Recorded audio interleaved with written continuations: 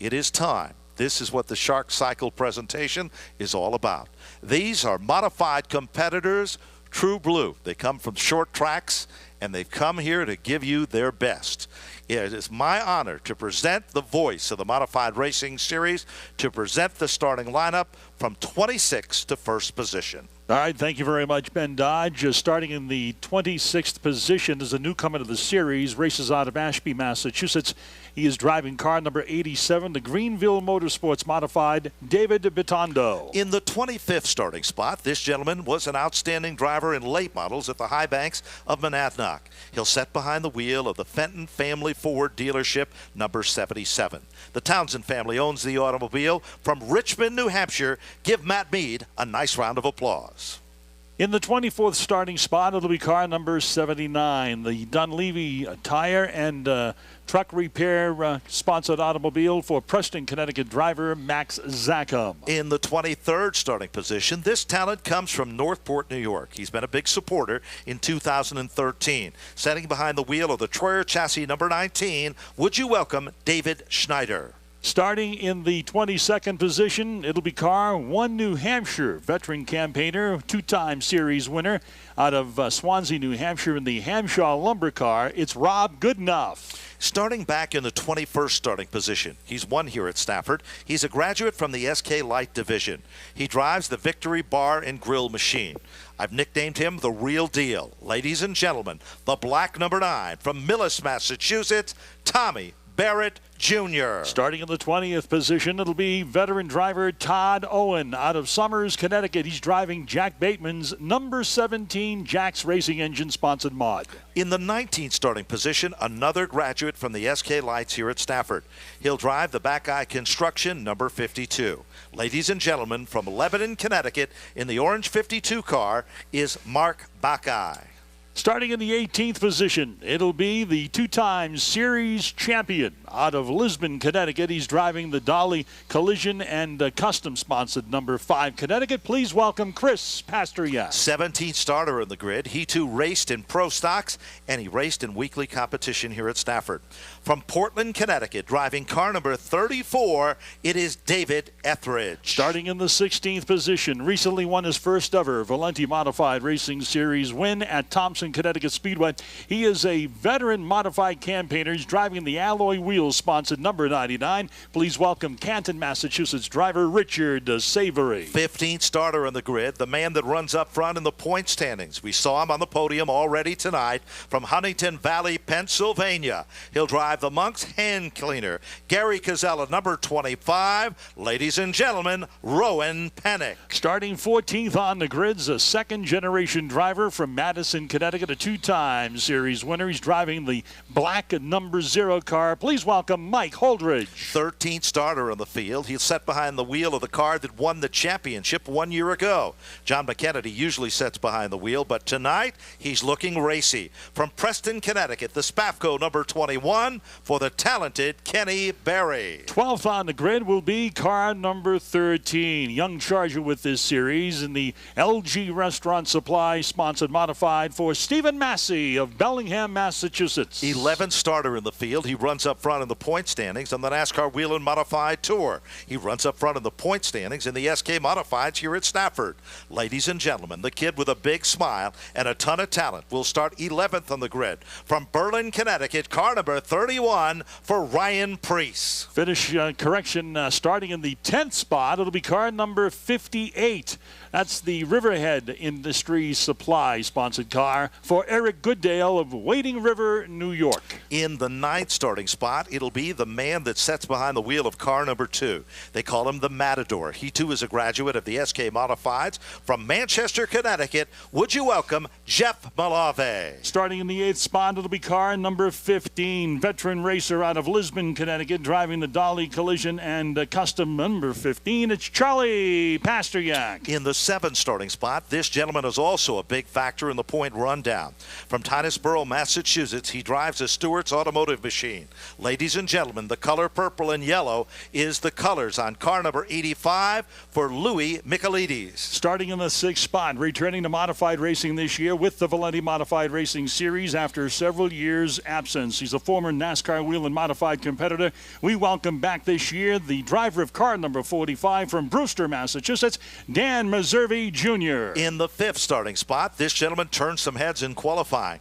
The Sprocket Cycles Machine out of Southington, Connecticut. Ladies and gentlemen, car number 16 for Bobby Drown. Now we go to the 2nd row. Starting in the 4th spot, he's a veteran racer out of Nashua, New Hampshire, driving car number 53, the Advanced Gas Distributors Chevrolet for Stormin Norman Wren. In the 3rd starting spot, he drives the Creedy-owned race car. Barry Cannell has been turning the wrenches. From Bath, Pennsylvania, ladies and gentlemen, would you welcome car number 23 for Zane Zenner. To the front row we go, to the outside. Starting in the number 2 spot, driving car number 68, the Wheeler Auto sponsored modified for Meriden, Connecticut's Keith Rocco. And ladies and gentlemen, the man that starts at the point, Stafford's all-time winningest driver, 100 career SK modified victories to his credit. He drives Joe Brady's JB Fish Camp number 00. Ladies and gentlemen, starting at the point, the one, the only, from Plainville, Connecticut, TC Ted Christopher. That is your starting lineup. They are staged before you with all the colors of the rainbow as we are moments away. The Start Your Engine festivities will be taking place in just a moment. Isaac, Rebecca, Emma, Natalie, and Abby are down there with Tony Sutton. We'll be turning things over as soon as we get the command, as we now direct our attention to CarQuest Victory Lane and Tony Sutton. Ladies and gentlemen, the words that we've been waiting for to start this race were going to be given to us by the Junior Shark team. Gentlemen, start your engines!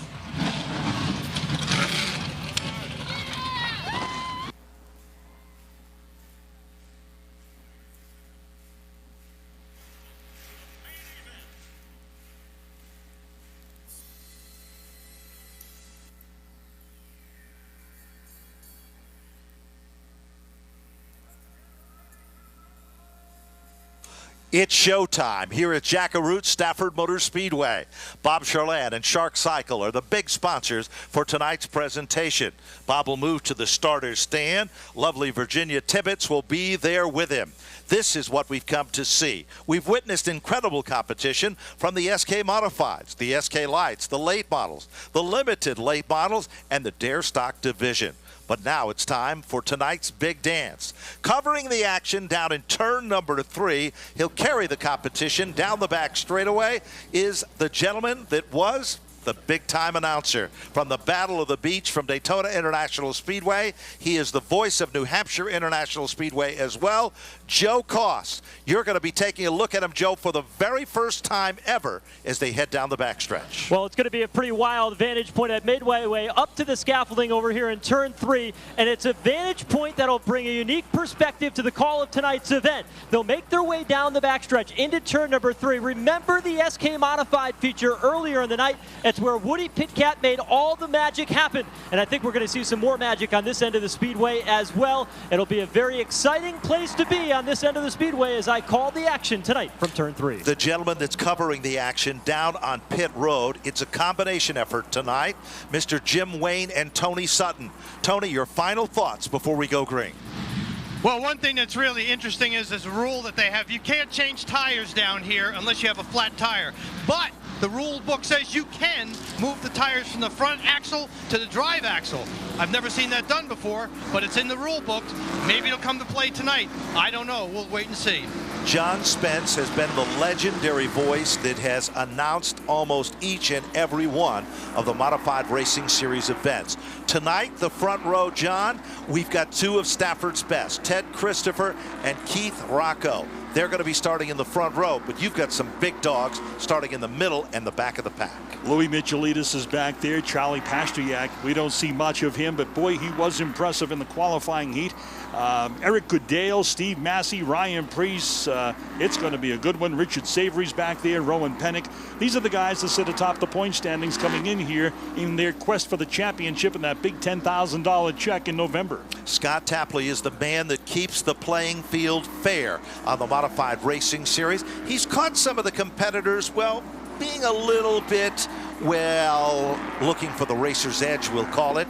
That's what a good official does. He's a searcher, kind of a sniffer, and I think that kind of applies in this case. There's no question about it. Let's go back to Joe Koss. Joe, how do they look now as we're about ready to get them fired up? Well, you got to keep your eye on the two guys in the front row. They won their qualifying heats early in the afternoon today. Ted Christopher driving Joe Brady's race car. You've got to count him as a favorite tonight. But car number 68, Keith Rocco, has not had any success at Stafford in 2013. Tonight could be his night to turn that around. Joe, I want you to make sure you pay attention. Ladies and gentlemen, we ask you to join with us to rise and salute our competitors tonight for the main event for the Modified Racing Series. Get up, raise your hats, make some noise. It's showtime. This is what you've come to see, and the man that brings you that excitement each and every time is Mr. John Spence. All right, thank you very much. Here is the field now makes its way through the third and fourth corner. Pace vehicle into the infield as we get set to go green, and we are underway here with the Shark Cycle 80 2013, and at the drop of the green flag, it's Christopher and Keith Rocco side by side. On the high lane, nerf bar for the top spot. It's Christopher by a half a car off turn 4. Back to the line they come. It's Ted Christopher. Keith Rocco tries the crossover. It just doesn't work. Christopher still in command. Look at Norman Wren. He'll challenge among the top 3. Wren started in the 4th spot, and he is currently in 3rd going into turn number 3. Back to the line they come. It's still Christopher, the leader. He sets the pace down in turn number 1. Bottom of turn 2. It's still Christopher in command. Christopher has that top spot. Keith Rocco tucks it right up on the back bumper as they hit the midpoint of the back straightaway. Into turn number 3. Christopher, Rocco, Norm Wren. 1 car length separate the top 3. Shane Ziner runs in 4th spot. 5th is Dan Meserve Jr. Right behind him is the 16 car. And Louis Michelidis is in tow going into turn number 1. There's no question about it. Pastriak is trying to get dialed in. So is it Ryan Preece, the red number 31 car. They're setting among the top 10 cars. Here comes Preece. He's going to the outside, John, as he comes off turn 4. Got some good side-by-side racing as you scan back through, Ben, as Stephen Massey goes to the outside. And Massey is racing hard with Eric Goodale off 2. Good battle on the racetrack as it won for 7th. Ryan Preece picks up that 7th spot going to the high side of Louis Michelidis. Michelidis trying to battle back to the bottom, but it's Preece to hang on to 7th. There's no question about it. Drivers that are mover and shakers include the group that is right there, and among them is, of course, the Massey kid. He moves to the inside. Pastriak can't believe his eyes. The 15 of Charlie Pastriak has just been passed by Stephen Massey. Stephen Massey is running strong. He moves from the outside to the inside off turn 4. Teddy Christopher continues to set the pace. Won this race back in 2010, but boy, Rocco is right there knocking on the door, making a bid down low going into turn number 3. They are nerf bar to nerf bar. Rocco and TC battling off of 4. They come back to the line. Lead change occurs. Kid Rock takes over the lead. It's short-lived. Craig Christopher to the outside off turn 2. Wheel to wheel, dead even off the corner, but give Keith Rocco the top spot. Ted Christopher settles into 2nd, and it's a long way back to the 3rd place automobile of Norm Wren. He's now 10 car lengths between the top 2. Zahner still runs in that 4th spot solidly. The Pennsylvania driver coming up here to compete here tonight, and he's got a good run going here early on after 8 completed laps. Running in that 5th spot, it's going to be the number 31 of Ryan Preece, followed by Dan Meserve and classy Steve Massey. Traditionally here at Stafford in a Modified Racing Series event, the big dogs take their time coming to the front. They don't want to wear out their tires. We told you what Tony Sutton told you earlier. The tires are the key, and there's no changing. Look at Massey now. John, he's working his way through traffic. He's all over Meserve. Behind him, Goodale has come to life. He's applying the pressure as well as they work their way back to the line. He's putting the pressure on Bobby Brown, driving the number 16. First time we've seen him here in quite some time, competing with us here with the Valenti Modified Racing Series here tonight. Goody's going to go to the high side. Brown's going to beat him down the back straightaway as they work into the third corner. Meanwhile, Barrett is coming to the front of the class. Car number 9, Tommy Barrett, is getting dialed in. We'll see what the advantage will be as they come off turn number 2. Joe Koss looks at Barrett as he works his way through traffic. Yeah, Tommy Barrett deep in the pack right now, finds a lane to the inside of Richard Savory on the back straightaway. In front of them, Rowan Pennick, an aggressive move to the inside. Now contact. The 9 of Tommy Barrett spins after making contact with a 2 of Jeff Malave. He's able to keep the car pointed, and he keeps rolling on the front straightaway. He keeps it going in forward motion, John Spence. That's a sign of a good driver.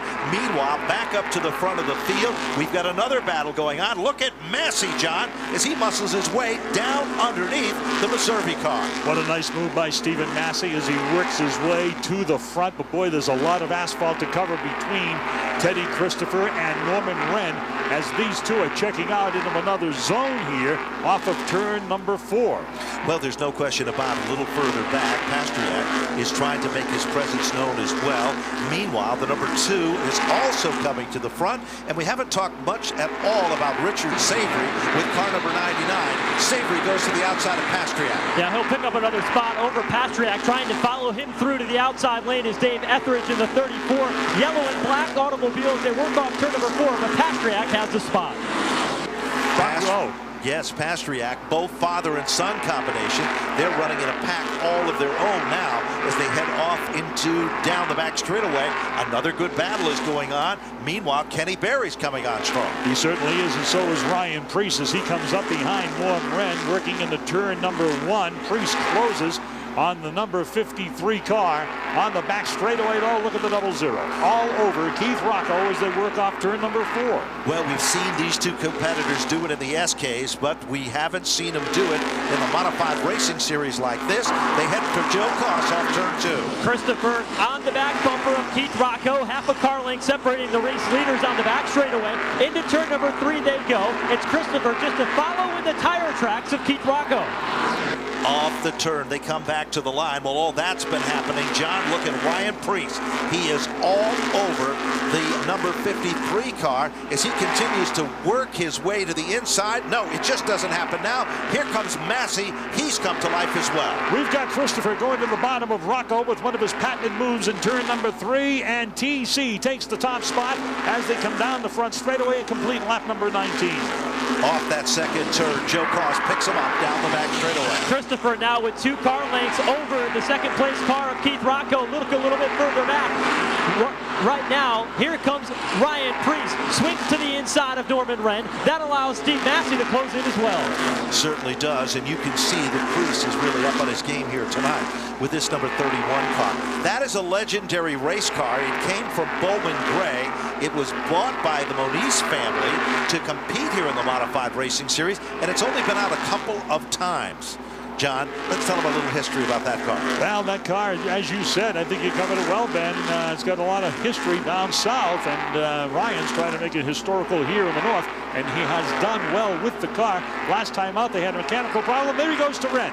To the inside of the Advanced Gas Distributors number 53. Ryan Priest is battling Storm and Norman Wren as they storm down the front chute. Well, Massey becomes the tail that wags the dog in this one. To the inside comes Priest. Joe picks him up off turn 2. Boy, Massey's got a nice run going. Go to you, Joe.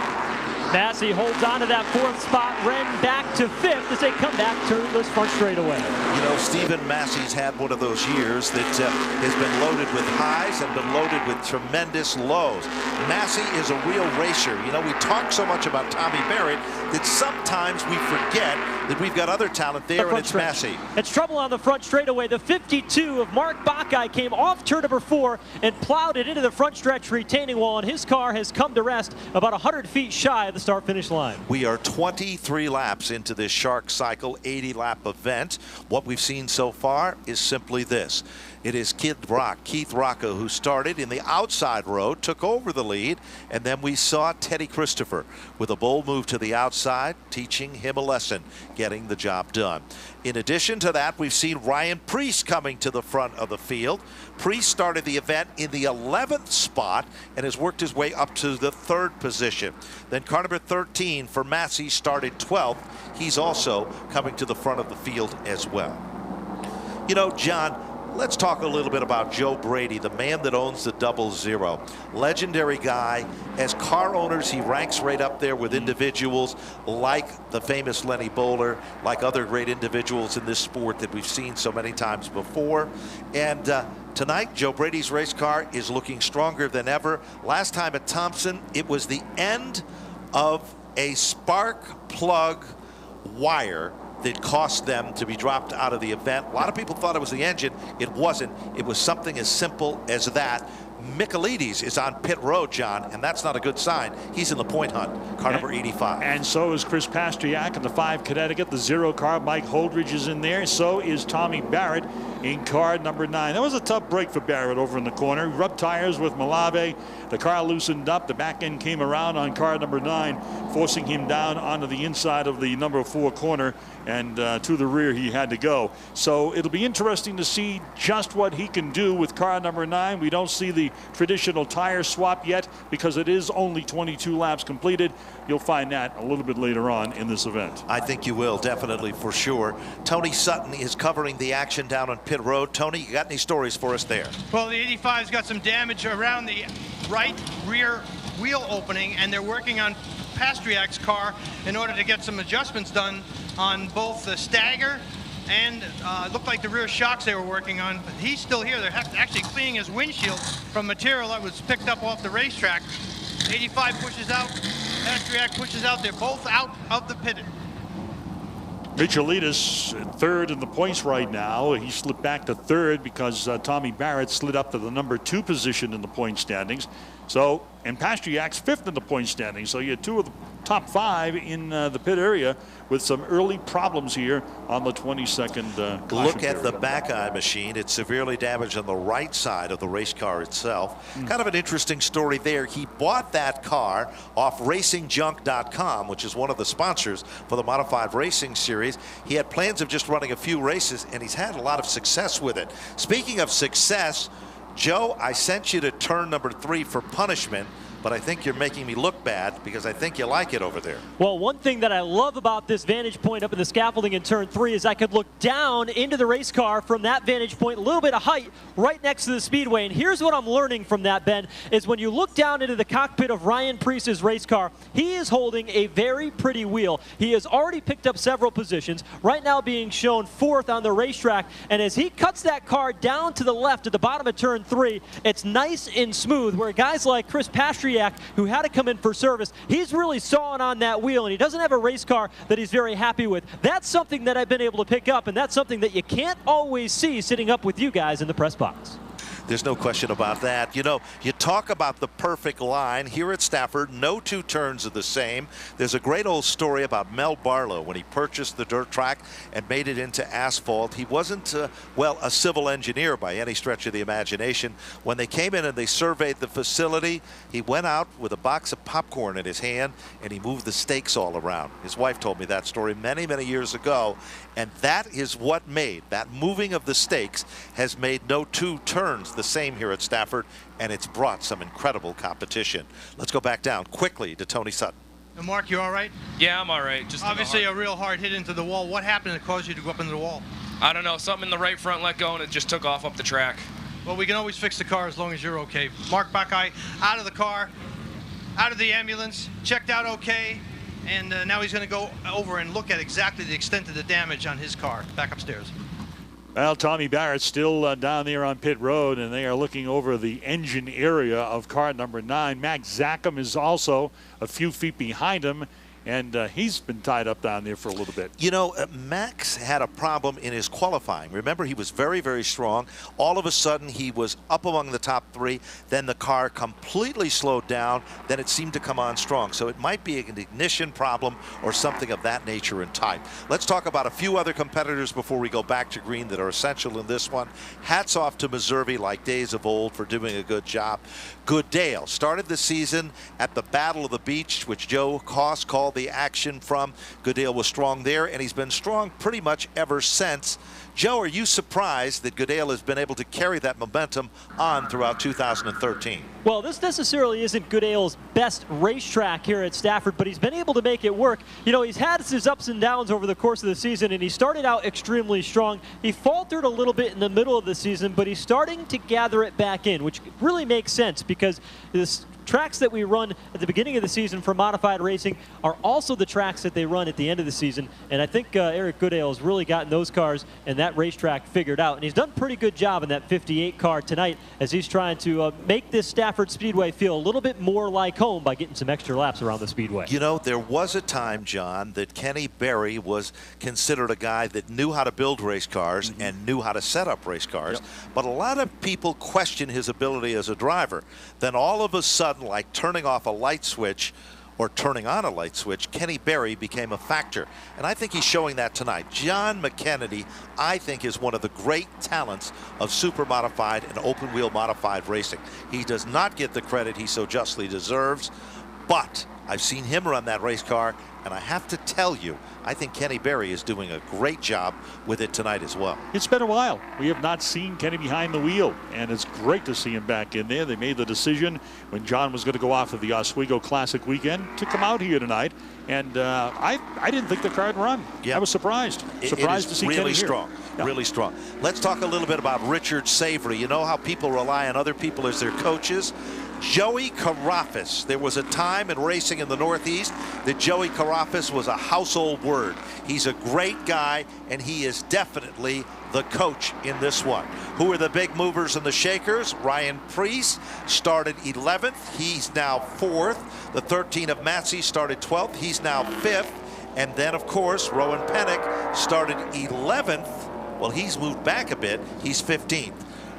Let's go back to John Spence as we're about to go green. Rich Keita's ready to do that too. Drop the green flag and turn this field loose one more time on a restart here after 22 completed laps, and it's going to be a drag race out of the corner here as Rocco's going to reign supreme off of turn number 2. Here comes Preece. Preece looking for the second spot, takes it bid to the inside of Christopher, but Christopher slams the door shut. Preece now back to the inside off turn 4. Preece now gathers it back. He runs in the tire tracks of Teddy Christopher. Down to the bottom of turn number 2, it is Kid Rock, the leader. All of a sudden, Ren gets a second win. He closes up the gap as they head to turn 3. You look at that top 5, Ben, and as far as regulars that run this series throughout the year, the only one that's in the mix there is Norm Ren, because right behind him, he's got Mahoney Speedway, former ROC competitor, Ziner running in the number 5 spot, breathing right over his shoulder. But the race is on for the lead. Ted Christopher trying to put a move to the inside of Keith Rocco. Down into turn number 3 they go. It's Rocco, Christopher, Preece, Ren, and Ziner. There are 3 cars, red and white in combination, running 1, 2, and 3. Keith Rocco has had a tough season here at Stafford. Now Christopher pulls out a line as they head to Joe at turn 3. Wheel to wheel, Christopher in the 00, red and white, inside lane of the racetrack. But Keith Rocco powers back to the high lane, wheel to wheel off 4. Rowan Pennick's come alive in car number 25, and Kenny Berry's following him in the number 21 car as they work into the first turn. Out of the corner, down the back straightaway, Preece and Rocco are hooked up in a nerf bar battle right up behind Teddy Christopher through the third and fourth turns. They come back to the stride. Christopher is still the man leader here. Meanwhile, Preece is moving to the inside. Preece bids to the bottom. He'll challenge for second. Off turn 2, they head down the backstretch. Ryan Preece has that wheel to the inside of Keith Rocco, but Rocco steps out of line, blocks the move to the inside. A few cars back. Stephen Massey is out of shape. He'll stack the entire field up behind him. Everybody continues on. Massey got a real hard bumper tag the car that was in front of him, and that's exactly how it played out, as Joe called it. They had to jam up, stack up there, so they wouldn't end up hitting anybody. No question about it. Massey has excellent car control. Meanwhile, look at Zane Zenner. He's down underneath the number 53 cars. They work their way. Norman Wren still trying to hold on desperately for the 4th spot as they head off turn 2. Wheel to wheel now. Ziner has a challenge to the high lane of the racetrack as they make their way down into turn number 3. It is the 58 of Goodale working to the outside lane of the racetrack, trying to creep inside the top 5. Eric Goodale's got a beautiful run going here as he goes to the outside of Ziner. They're wheel to wheel going through the turn. turn here. Goodale trying to get the advantage.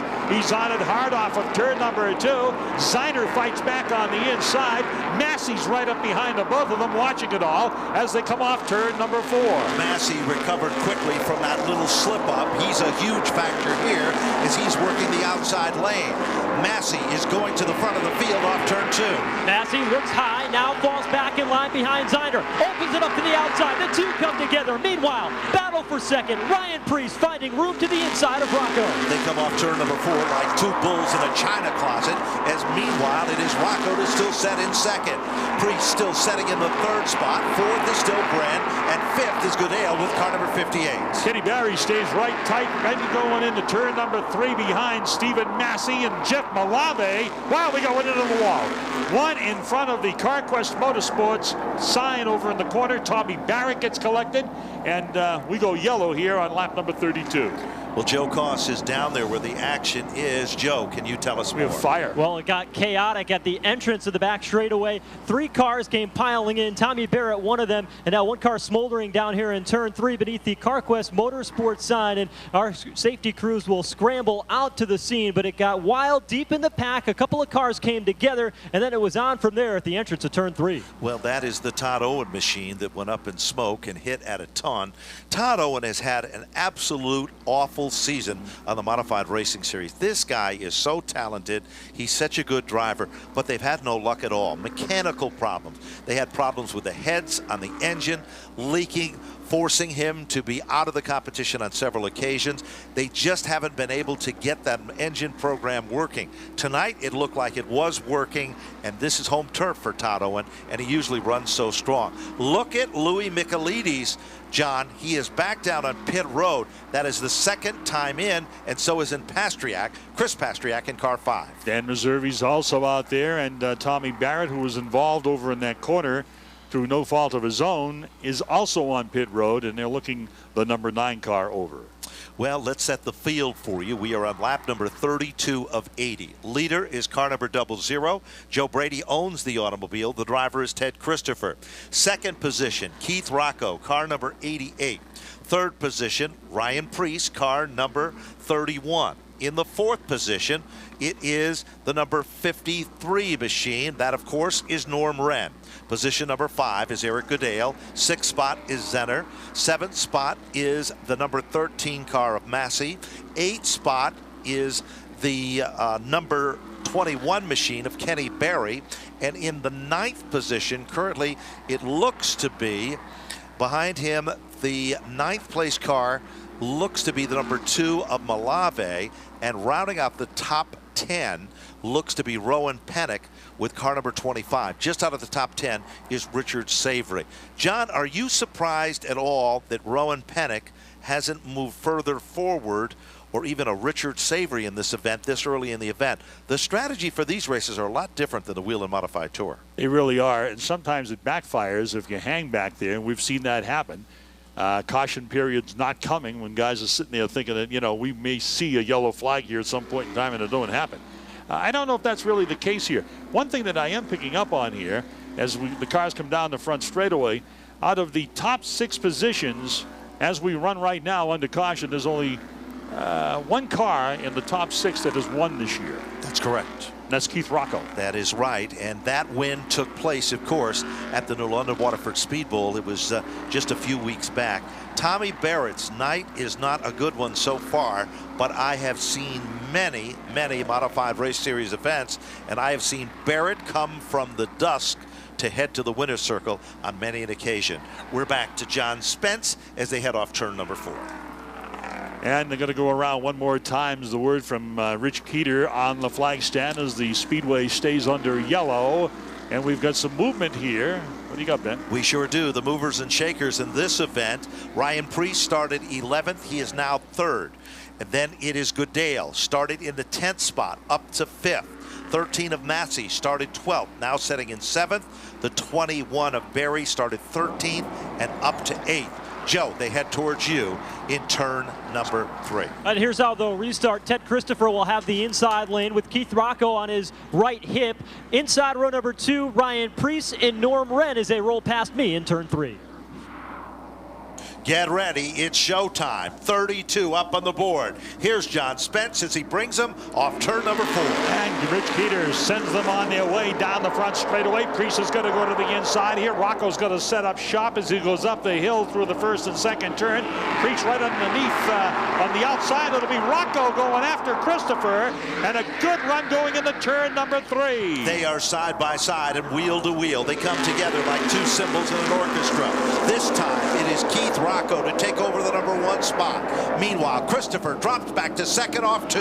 Side-by-side battle is the one for the 5th spot. To the inside, it's Goodale. Outside, it's Zane Ziner. That is the first side-by-side battle on the racetrack. Behind them, Kenny Berry is on the high side, and Massey is down low. And they get a good one down the front straightaway here. Barry Malave is coming up here in the number 2 car as he's right behind the number 21 of Kenny Barry.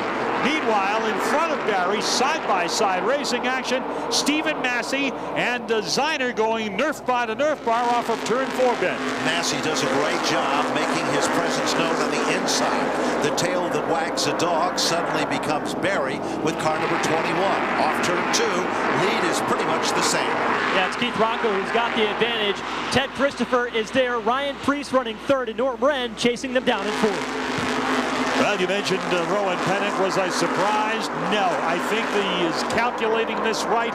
We're at lap number 36, and Pennant is starting to make his move here as he's chasing down John McKennedy in car number 21. Another mover and shaker is Richard Saver. Trouble in turn 3. One car goes around.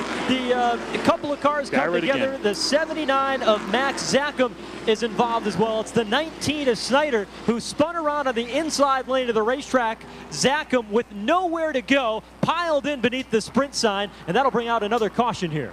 It certainly is a tough night for Tommy Barrett. He becomes a victim of circumstances as well. You mentioned it before, John, before we went back to green on the last caution, that Rowan Pennant knows how to run these races. That's why he's running up in front in the points. He has been very cautious the first 30 laps, and now he's just starting to go. Same can be said about Richard Savory. Savory was not a big player in the first 30 laps, but in the last 6, he's really getting up on the wheel. Richard Savory, son of the legendary George Savory. That's a name, a lot of great names in racing in this division as well. The last 2 races we ran with this series, Ben, bears mentioning Todd Patnode won last Saturday night at Monadnock Speedway. 2 nights prior, 48 hours before, Richard Savory was the victor at Thompson Speedway. The interesting thing was, I mean, there was 48 hours that separated those 2 events, but those 2 guys, that was their first ever wins with this series. You know, it's quite impressive to see the talent, and Richard Savory is a very talented young man. Like Joe Koss, he's a recent new dad, and of course, that's kind of put a little spring in his step as well. There is no question about that. You mentioned before that Jeff Malave was marching forward for a while. He kind of backed out of it a little bit. Let's go further back in the field. Louis Michaelides, the Stewart Automotive Group, they're real racers. You know, there is so much talk about how to get the job done and work your way to the front of the field here in these races. That team has worked exceptionally very, very hard to be able to get the job done. So as we continue to tell the story in this one, the movers and shakers, well, there's no question about it. Kid Rock and Teddy Christopher. You know, there was a time that Keith Rocco turned wrenches and took orders from Teddy Christopher. That was because his dad, Rocco's dad, a legendary race driver in his own right, said if you want to learn racing, you got to start from the bottom, kid. And he did. And I think he learned his lessons pretty well. Certainly did.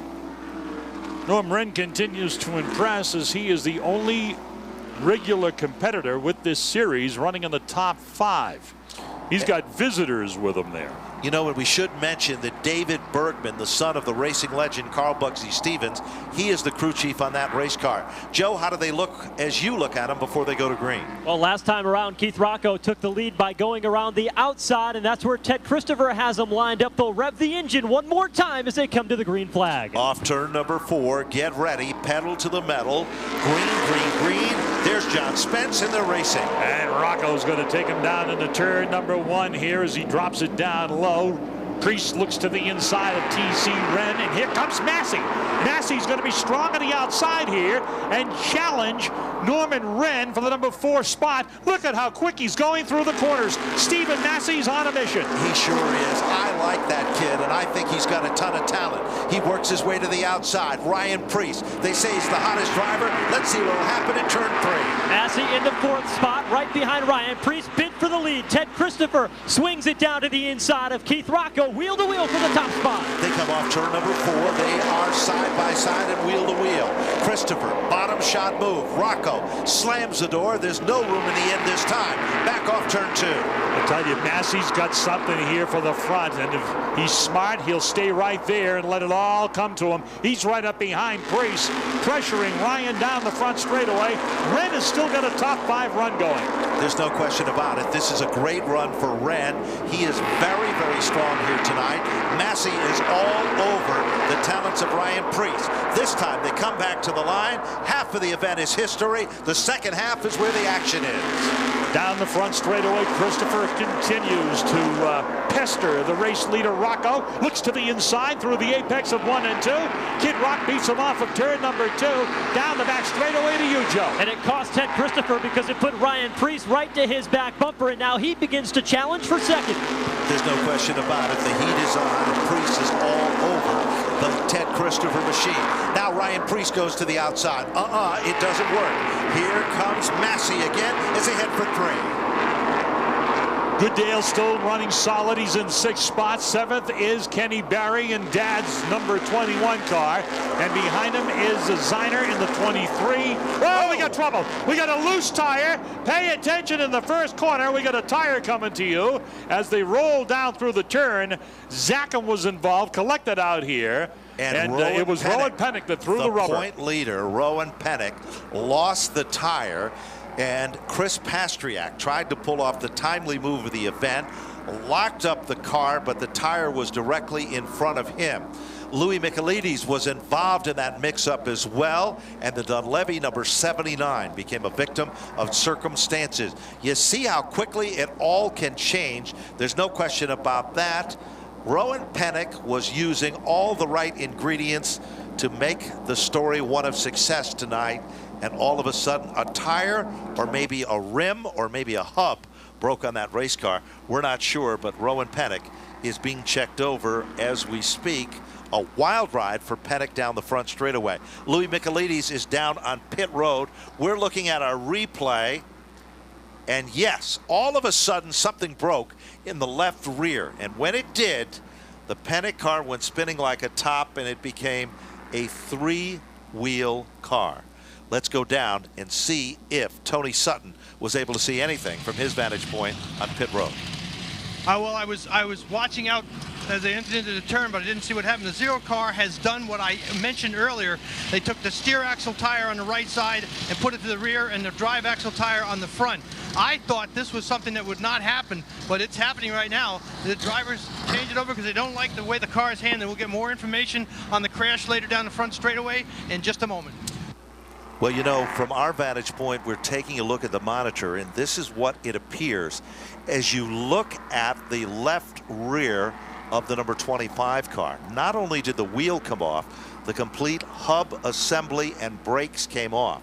Literally, there is nothing left there but the actual axle tube itself. Everything else has been sheared off and literally came off and pulled away. So that's what basically took place as well. It appears that the Pennick machine is being picked up on the hook, brought back to the pits as well. We're looking back at a replay. We've seen Richard Savory pull off a great move, moving to the inside, and that's when something broke. And it did break, John. There's no question about that. It wasn't in a driver situation or there was no contact. Something literally did break in the race car itself. And I believe it was right in front of Dave Etheridge, who did a great job to avoid any contact. Tough break for the point leader, Pennick, as Roscoe Racing number 25 is on the hook and being brought into the infield. Gary Cazzello, the owner of that race car, he's a real character and a great guy that knows how to race and race hard. Brian Crowley is the spotter for that team as well. And that tire was going. It sure was. Let's set the field now. Car number 68 is the leader, of course, for Keith Rocco. Teddy Christopher second. Ryan Preece is third. Massey in the 4th spot. Bren has got 5. And in the 6th position, currently, it is Goodale. 7th spot is Zahner. Then 8th position, Barry. Good run for Richard Savory. In the 9th spot, equally as impressive, is David Etheridge, and you were right calling it that way. Let's go to Joe Koss as he's going to take him to the green.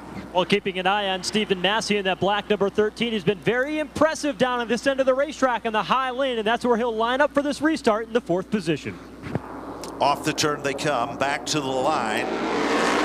Green flag is out. Rocco gets a nice bite, John, and Rocco leads him to turn 2. Look at Preece go to work on the inside of Christopher. Right behind him, Stephen Massey's going to come along for the ride as Ren battles Eric Goodale for the number 5 spot. Kenny Barry. Wow, what a run he's got going, and Art Barry's number 21. There's no question about it. They're doubled up further back in the field. Massey is still holding on to that 4th spot. Challenge for the lead off turn 2.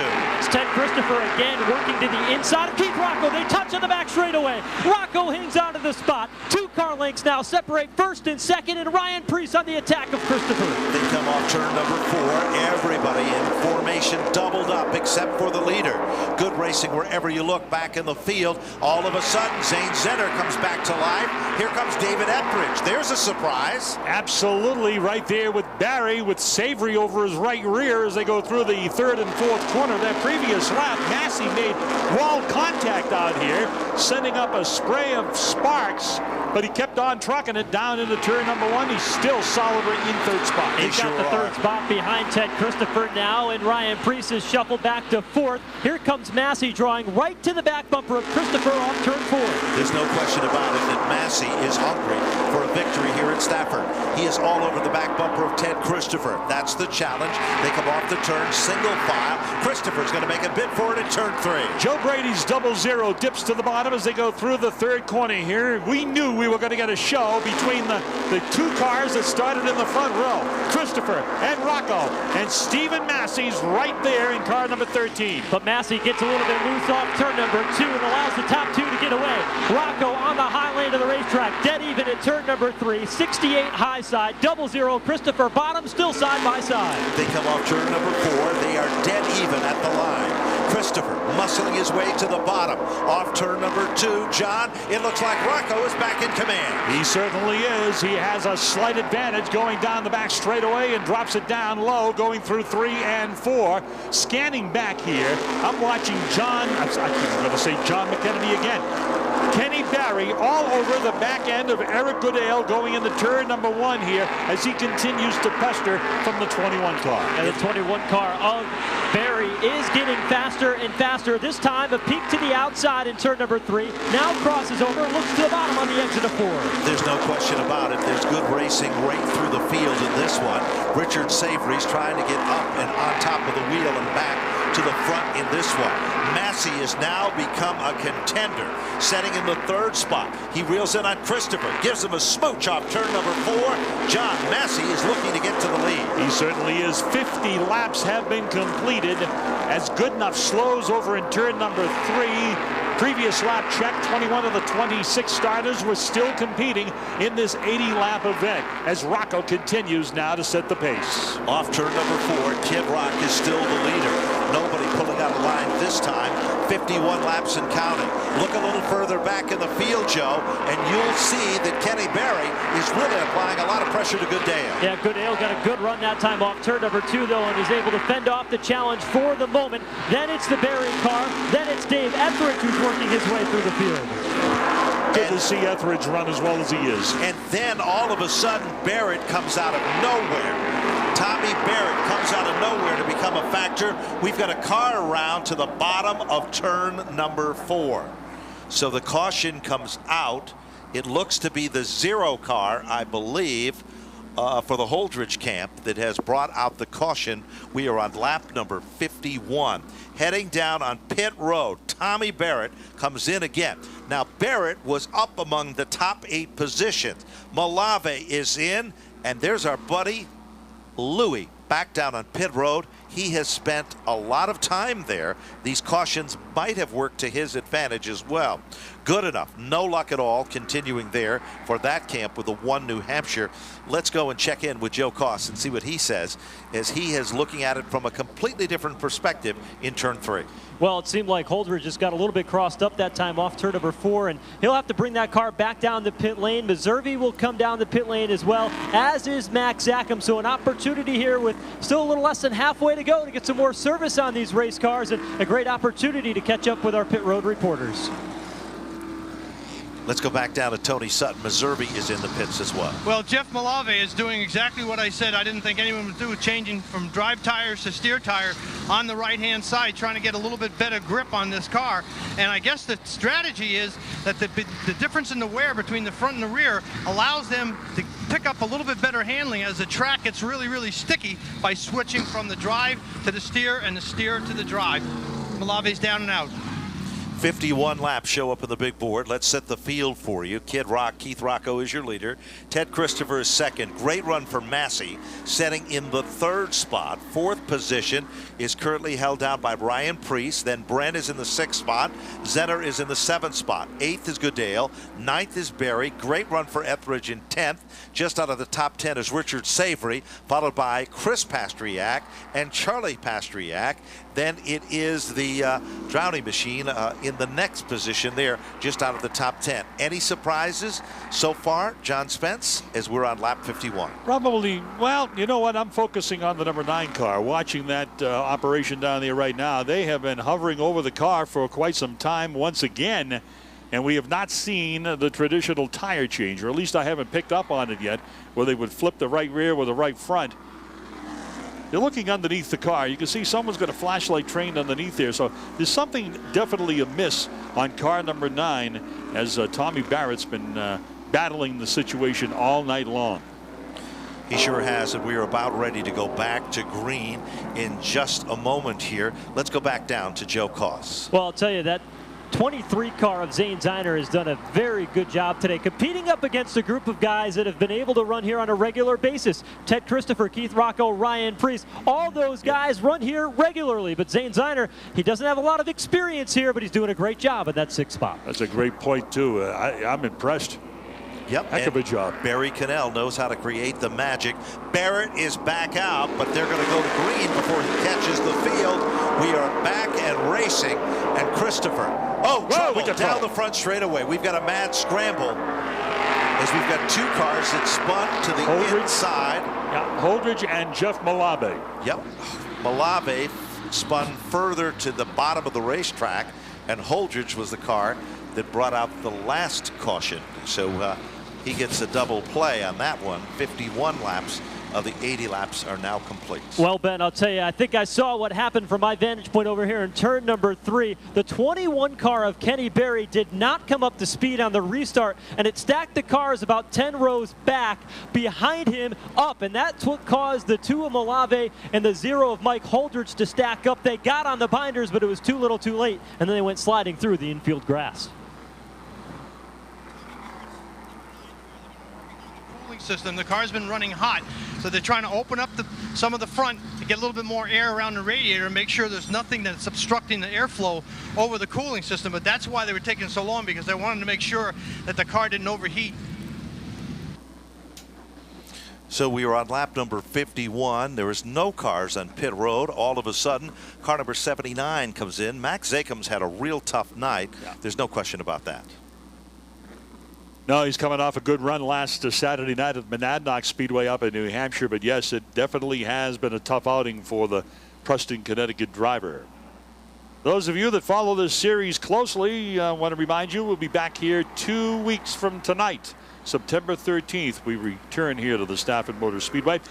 We'll be at Seacock Speedway on October 5th. Lee USA Speedway, 2-day event, qualifying on Saturday, October 12th. Feature race on Sunday the 13th.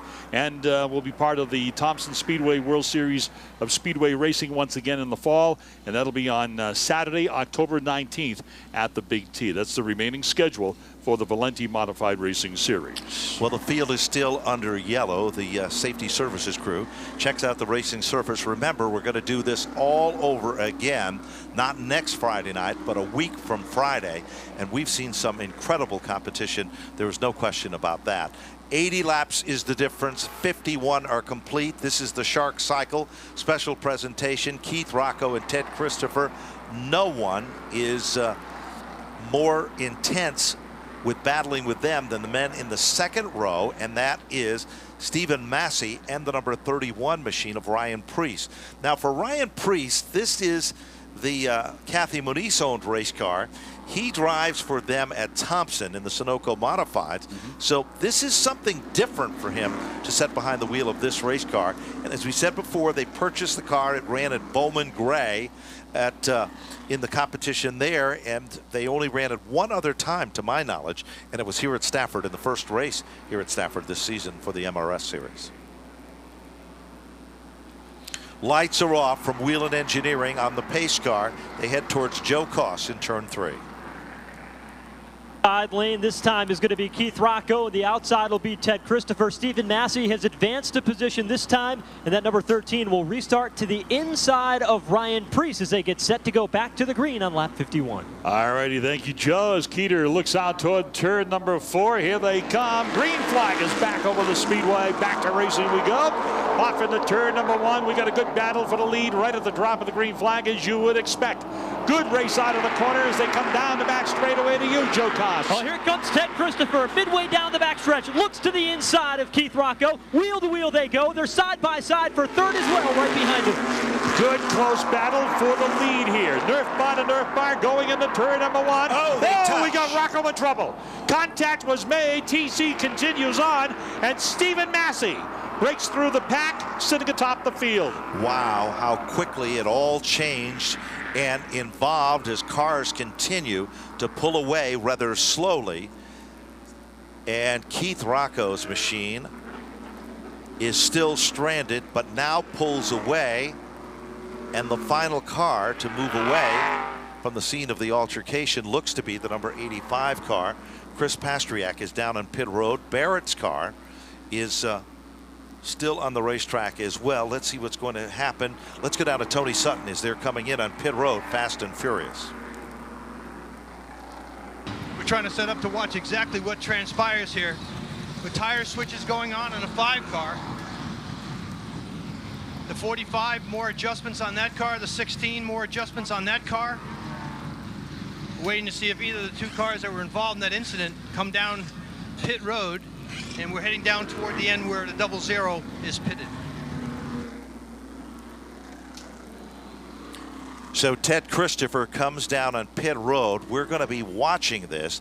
Keith Rocco is also on pit road, and Massey has inherited the lead. So let's see what's going to happen here. Is there going to be any other adjustments issued through timing and scoring, or issued by the Modified Racing Series officials on cars that might have been involved or might not have been involved in the event? Well, previous lap before TC went down pit road, Rich Keeter displayed the black flag in the direction of Ted Christopher. But he's coming back out, so let's see what happens. He didn't point it. He just flew it. Gingerly waved it. That's right. Let's see what's going to happen. The field is being told to cross over now. The complexion of this event has drastically changed. On lap number 52, what once was a battle between Kid Rock and Ted Christopher is all but gone. And now it is a battle between Ryan Preece and Stephen Massey. Now Massey has the option of where he wants to start in this, correct, John? Yes, sir. And he has chosen the outside lane. Yellow lights remain on. Joe Koss, what are your thoughts on this? Was that a smart move by Massey to go to the outside or not? We talked earlier tonight in the other races how the outside lane had a tremendous amount of grip. Well, I think the outside lane for Stephen Massey is pretty good. I think his race car works really well up there on that end of the racetrack in turns 3 and 4. However, the first turn you get to after a restart is just that, the first turn. I don't think his car is as good on the high lane of the racetrack in turns 1 and 2. And Ryan Preece, a regular, you don't want to give him that inside lane. I think that move is going to cost Stephen Massey the lead here on this restart. So TC put to the end of the restarting lineup here with a 0-0 for the contact over in the first corner. So keep an eye on Rocco, keep an eye on TC to see how they can fare here. Come back up through and see if they can get to the front here. Off turn number 4, the green flag is out, and Preece has a little bit, well, more giddy up, but all of a sudden here comes Massey off turn 2. Steve Massey with a half a car length advantage to the backstretch, and he goes to the lead. Preece back to second, now side by side for third. Zahner on the outside, and Norm Wren wheels it to the bottom. Norman Storman down out of turn number 4 to the inside. Goodale to the inside of the 21 of Kenny Barry, and they got a great battle going on as they are challenging the Zahner car, the number 23. Oh, look at Etheridge. Etheridge right in the mix here in car number 34. We've got some great action in the middle of the pack, but Massey is starting to string it out at the point. Richard Savory is coming back to life. He's all over the number 34 machine of Etheridge as they head off turn 2. Savory right now running the 8th spot on the racetrack, and that number 99 winner just 8 days ago at Thompson lines it up behind Dave Etheridge. Boy, Etheridge strong down out of turn number 4 to the inside. Richard Savory starting to come along as he is right there in that number 99. And Tommy Barrett on the outside of Charlie Pasteryak trying to make it click up top going into 3. Meanwhile, look at Ted Christopher. Bonsai move to the bottom. He is down underneath Chris Pasteryak. Keith Rocco and Teddy Christopher are coming back to the front of this field. They are working their way through traffic, Joe. They are the movers and shakers. Keith Rocco running 12th. Ted Christopher running 13th. Nose to tail. Here comes Rocco trying to pick up a spot over Jeff Malave. Bears watching those two as they come back to the front together as they're making their move here on Pasteryak down the back straightaway going after Pasteryak. That's Charlie lying ahead of Keith Rocco, but up the front of the pack here. Stephen Massey is checking out on the rest of the field here with 58 laps completed. Who's moved back into the top 10, John? It is Tommy Barrett with car number 9. He's got more lives than a cat, and he is coming also to the front of the field. Look at Rocco. He just gave the Charlie Pasteryak, number 15, a shot to the bumper that would jar the fillings in anyone's team. Absolutely, as Charlie drops down to the bottom of the front straightaway going in here. Rocco's going to go to the outside. Teddy stays down low off 2. He'll go to the high side on the back straightaway as Rocco passes Charlie Pasteryak in turn number 3. And who's the tail that wags a dog? It's going to be Ted Christopher. Every move that Rocco makes, Christopher makes a counter move as he heads to turn 2. Well, Rocco is cutting everybody through the field, and Ted Christopher just eases his way through, letting Rocco do all the work. The next one's going to be a challenging one, though, as Rocco closes in on the back bumper of Tommy Barrett. Well, Barrett takes the high line. Rocco pulls back in the line here. Up a little further forward. Look at Norman Wren. He is all over Ryan Preece. A great battle for second. Norm Wren's been strong since this race started. He's been in the top 5 since the green came down initially. And right now he is challenging Preece for the number 2 spot. He's all over him going into 1. Off turn number 2, Preece has the spot. Wren dips down to the inside lane, but can't make it happen that time by. It's Preece holding on to second, and Wren running in his tire tracks through turns 3 and 4. Kenny Barry also is making some good moves. He just moved around Goodale. And look at Kid Rock. They are all over Tommy Barrett as they continue to work their way off turn number 2. Rocco moves on by. Will Christopher be able to make the move? I don't think so. He can't follow him through that time, and Tommy Barrett will shut the door. It's the most distance these two have had from each other since their cruise up through the field. Richard Savory's another one to keep an eye on as he goes through the first and second turn. He has Dave Etheridge in sight, and he's trying to chase him down. There goes Rocco. Rocco by Goodale. Amazing, John. He went around Goodale like Goodale put the brakes on. Goodale is definitely in trouble, and now Ted Christopher moves to the outside. Look at Kenny Barry and Zane Zetter in turn 3. Dale don't have the race car he had 10-15 laps ago as people are passing him at will. Charlie Pastriak went by him. Chris is coming up on him now in the third and fourth corner. Back up to the front of the field. Zane Zenner still tries to hold on, Joe. Here comes Kenny Berry again off turn 2. Again, looking down to the inside goes Berry. Ziner holding on to that fourth spot. Into turn number 3 they go. Berry puts a little tap to the back bumper, but it's Ziner to hang on to the fourth spot. David Etheridge is turning in a great run here today. Hats off to him. Kenny Berry almost lost it that time, and all of a sudden Richard Savory is back there, John, as he headed turn 3. Absolutely, and I'll tell you, Ziner continues to impress, Ben. Double Z, Zane Ziner, remember the name here, as he has done a great job, and he's looking for a top 5 finish in his first MRS race in some time.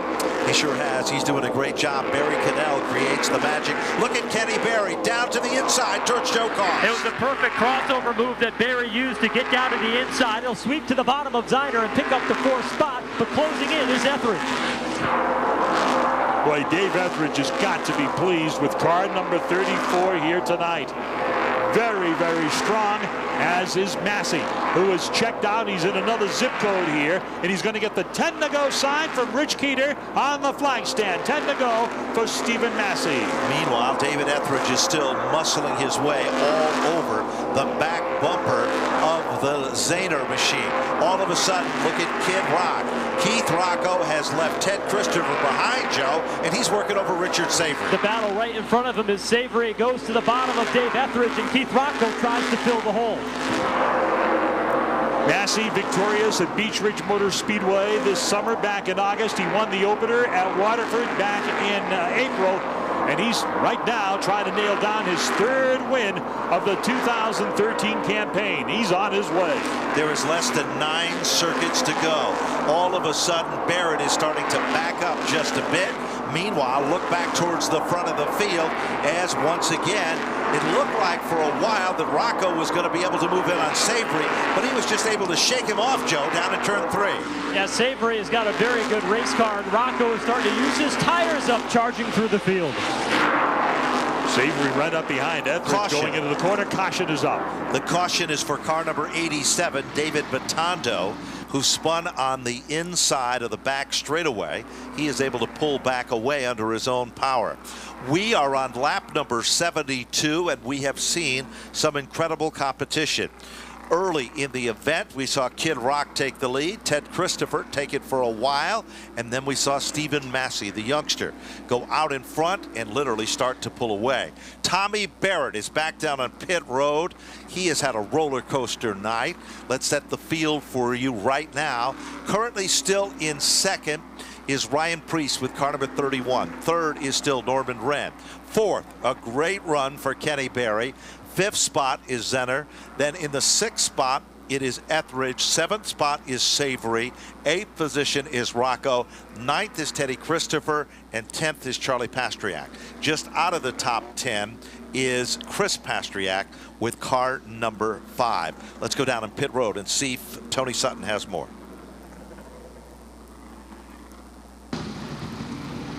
Well, I can tell you down here, everyone's kind of biting their fingernails, waiting to see exactly what's going to happen. The leaders did not want this yellow to come out. Talking to the crew members, they're saying we were really starting to get our laps down. Our pace was right where we wanted it. Now they're all bunched up again. It's going to be interesting to see if Kenny Berry can put the 21 up further in the field.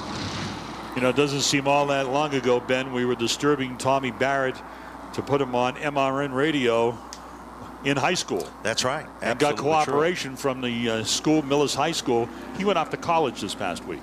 I know it's hard to believe how quickly these things change. Let's talk a little bit about Massey at the front of this field. This kid, Stephen Massey, they don't have a big budget. There was a real sad story that goes behind the scenes. His dad was instrumental, a huge supporter in this racing operation. Yes. And this kid is also the real deal. We talk a lot about Barrett, and I think sometimes that Massey goes under the radar. Tonight, he is not under the radar. He is on the radar, and he is the big dog to beat. 72 laps now up on the board. Rich Keeter gives him the clenched yellow flag. One more lap before we're set to go to green. Massey's got a boatload of talent. There is no question. He's an exceptional driver. And he's got the LG Restaurant Supply, Rhode Island Dolls, number 13, hooked up here tonight. He was quite a ways out there in the number 1 spot here. Ryan Priest had absolutely nothing for him. But let's see what's going to happen here when we go back to green. Norm Wren continues to impress.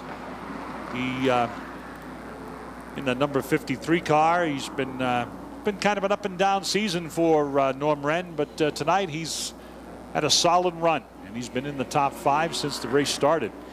Kenny Barry's impressed in the number 21. He's probably going to get to liking this thing here. Probably tell McKennedy, go play with your super. The green flag is back out. And they're playing and racing hard to the bottom of turn number 1. Joe Koss picks up the leader down the back straightaway. It's a car length advantage for Stephen Massey over Ryan Priest on the back straightaway. The battle is on for 3rd. Norman Wren has it. Kenny Barry wants it. It'll give him the bumper through the middle of turns 3 and 4. Etheridge is on the outside of Ziner as they continue to battle here. That's a good race. And that is for the number 5 position on the speedway. Zane Ziner from Pennsylvania and David Etheridge from Portland, Connecticut battling. Ryan Priest backed out of it a bit, and that gave Massey the opportunity to run away. 7 laps. Let's count them down. Battle is for 2nd. They are all over Ryan Priest and Norman Wren. Hats off to him. He's going to go to the outside. Look at Kenny Barry down low. It opens up the inside lane for Barry, but Barry loses the nose of his race car and has to backpedal. Right now, Ryan Priest looks like he's holding up Norman Wren as he works to the bottom. All by his onesies. It is Stephen Massey taking the 5 to go from Rich Keeter. 5 more laps to go in the 2013 Shark Cycle 80. They head down the back straightaway. Etheridge pulls out of line one more time. He tries to make his presence known. Off turn number 4. Back to the line they come. Barrett is out of the event. And Wren's going to the inside of Priest, trying to make a challenge here for the number 2 spot, and he's got a good one going here. Drag race out of the 2nd corner, down the back straightaway. Priest wins out as they come to you, Joe. And right behind them, Kenny Barry trying to take advantage, but it's Priest, Wren, Barry, and Etheridge 2nd through 5th. There's no question about it. The leader is gone, and that is Massey. He's in a zip code of his own at the front of the field. That is not the story for 2nd. John, here comes Wren again. He's going to try it on the inside. That's the race right there, Ben. It's for the number 2 spot. Priest has got his hands full. He's doing a nice job going through 3 and 4, but McKennedy's with Wren. Wren looks to the inside, down the front straightaway, thought better of it, and pulls it up right behind Priest going into turn number 1. There is no question about it. It's still nose-to-tail action. Off the turn. Here comes Kenny Barry again to try the outside lane. It just doesn't happen down at turn number 3. He'll tuck to the bottom. White flag is out. 1 lap to go. One more circuit around the half mile here at Stafford Motor Speedway as Steve Massey has got himself a full, well, not quite a full, but almost a full straightaway lead, and he is coming around to take the New England Race Fuel Sunoco checkered flag. Stephen Massey has picked up his 3rd win of the campaign.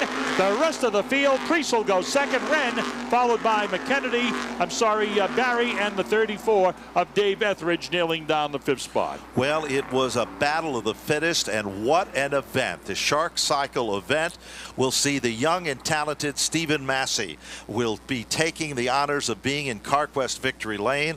Ryan Priest will finish in the runner-up spot, and rounding out the top 3, what a run for Norman Wren.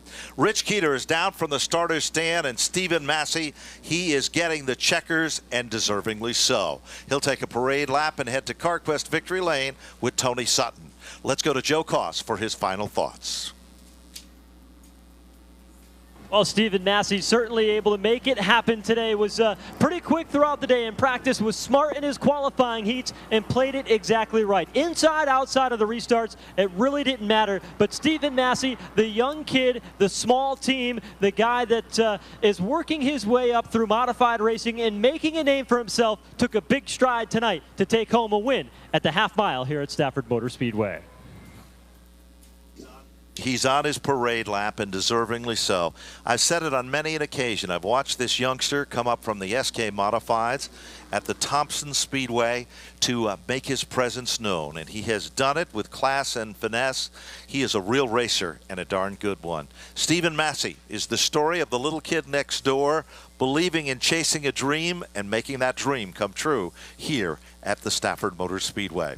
His car sets in victory lane. Ryan Priest will finish in 2nd, and Norman Wren, they say you can't teach an old dog new tricks. Well, let me say this.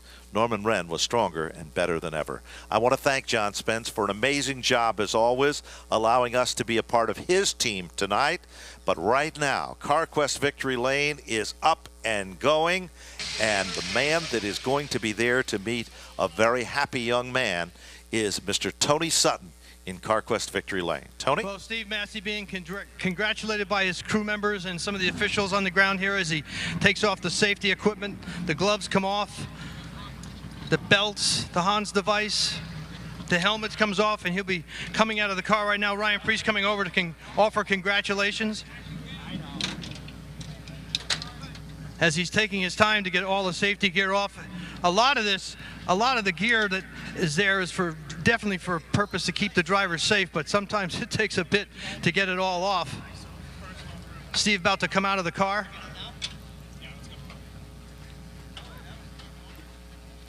And to the applause up on the roof. Come on over here, Steve Massey. What a drive. A little bobble up front, and you definitely capitalized on it and then stayed out of trouble and drove away from the field. Yeah, I saw Keith and Teddy on the front row, and I knew it was going to be a hard-fought battle up there. And once I got to 4th place, I just rode around. We had plenty of a race left, and things turned out good. They surely did, but did you feel that the car was getting stronger because you were getting more space between yourself and 2nd place as the race wore on? Well, I wasn't even going to come to this race until Wednesday afternoon. We threw the backup motor in. It's got a couple seasons on it, but it's still pretty good. I want to thank Billy the Kid for giving me all the horsepower, all the fans for coming out, Shark Cycle for putting on the show, LG Products, everyone who helps out on the race car, Northeast Race Cars and Parts, FK Rod Ends, everybody that helps out. This is a great touring division, and you've been really driving well in it, but this is real mark of your ability to get out front and win a race. Yeah, I have a great crew that gives me a great car to win every week, and we really do our homework at home, and we spend our time working on the race car, and it really pays off. Steve Massey, it surely did pay off. Congratulations on the win tonight. Thank you.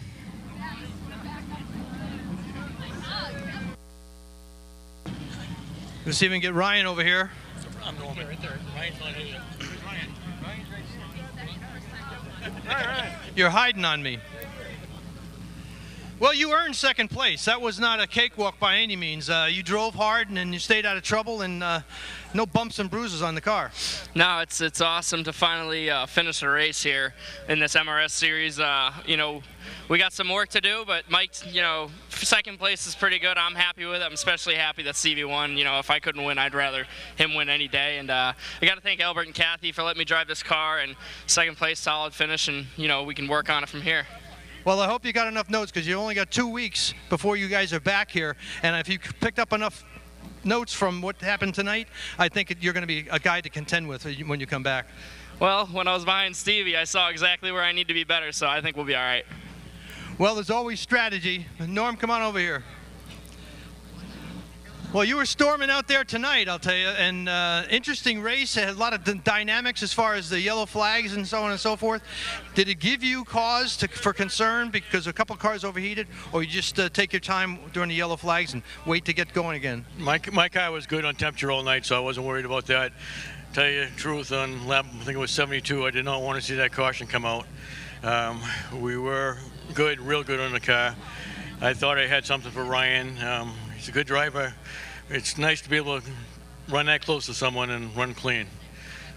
It was exciting to watch, and I know you've been struggling a little bit, but this is a real good indication of the type of performance that Norman Wren can provide. Yeah, we needed this. The last couple of weeks we ended up going home in a basket, and really discouraging for all the work the crew puts in, and we really needed this 3rd place finish.